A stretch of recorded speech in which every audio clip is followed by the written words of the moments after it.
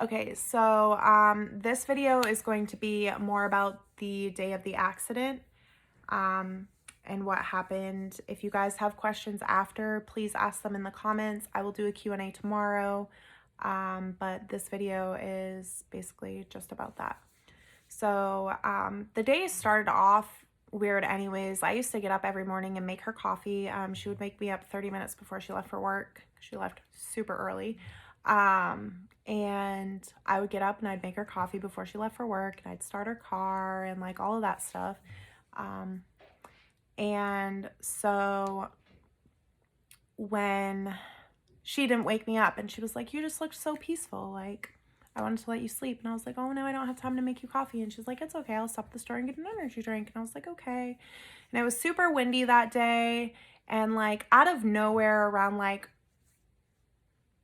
gosh, I can't even remember what time all of this happened, guys, honestly, at this point.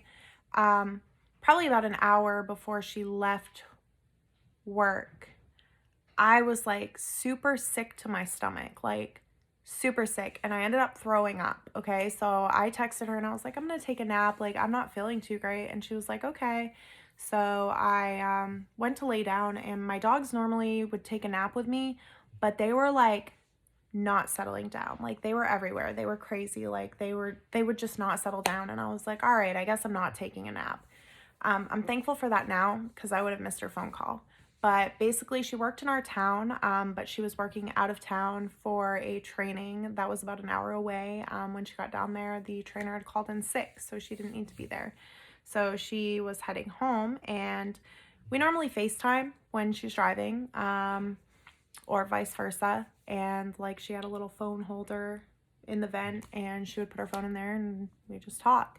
But FaceTime would not go through. It was really weird. I was like, "Maybe it's your service." And she's like, "No, I have full service." And I was like, "Well, it's not mine. Like I'm right in the middle of town and I have full service." So it was just really weird because we tried multiple times. It wouldn't go through. So I was like, "Well, just call me. Just call me. It's fine." And so she called me and I was on the phone with her and we were talking and I was like, "You should just not go back to your job," because she was going from the training site to her job. I was like, "You should just come here and cuddle with me. I don't feel good." And she was like, "I wish I could." And then all of a sudden there was just this big bang. Like, and I was like, "What was that?" And I was like, "Hello, hello, hello." And like, there was nothing. And I was like, she must have lost service. Like, she's in the middle of like nowhere in this town in Farmington, Maine, on the back roads. So I'm like, she must have lost service. She must have lost service. So I texted her and I was like, "Babe," and it got delivered. And I was like, "Okay." And so I called Hannah and I was like, "Please just tell me that I'm overreacting right now." Like, she's like, "It's fine. It's fine." I'm still freaking out. Like, I think I knew deep in my heart, but I didn't want to believe it. So I downloaded a police scanner app and I was listening, and at that point it was too late and like I wouldn't have heard anything anyway. So I hung up with Hannah and I called the cops and I was like, "Hey, I was just wondering like if you guys had any like accidents in town, blah blah blah blah." And they were like, "Yeah, but like we don't have details yet. Like there's been a couple accidents this morning." And I was like, "Okay, well, I know you don't have details, but was there like a white Nissan Rogue?" And she was like, "I'm not sure. I'm gonna have them call you back." And I was like, "Okay." And so like I'm freaking out. She still hasn't messaged me. So the job that she had, I knew. So the executive director, I think, don't come at me, it might be the wrong label for him, I'm not sure. He had a he was the one that messaged me about her getting a job. That was my best friend's brother-in-law, and was like, "Hey, I heard that Rose like has a lot of culinary background, blah blah blah blah." Got her the job. So I contacted him because I was like, I don't want to be that crazy fiance that calls her work and is like, "Hey, like, is Ro there?" So I didn't want to be that girl. So I messaged him and I was like, "Can you please call and find out, like, I don't want to be the crazy girlfriend, like I don't want to do that." And he was like, "Yeah." And he was like, "So the consensus is she's not at either place." And I'm like, I don't know what's going on. It's been over an hour. She should have been there by now. And then so I called Hannah back, or I was on the phone with Hannah when this happened, and I'm like, I don't know what's going on. Like, I'm freaking out. And next thing I know, there was a cop car backing out of my street, and I'm like, that's weird. So I called Hannah, and I told Hannah I'd call her back, and I called my local police, and I was like, hey, this is Brittany, like, I live here, and there was a cop backing out of my road, like, can you please, like, tell me, like, what's going on, like, maybe it didn't have to do with me. And they were like, oh, we're gonna send an officer over. And I'm like, okay, like, and at this point, like, I knew, and I was on the phone with Hannah, and I was freaking out, and like I knew deep in my heart, but like I didn't want to believe it. And I was like, I don't know what I did wrong, like this is weird, I don't know why the cops are here. And I was outside waiting for the cops when they got there, and he was like, maybe we should go inside. And I was like, okay.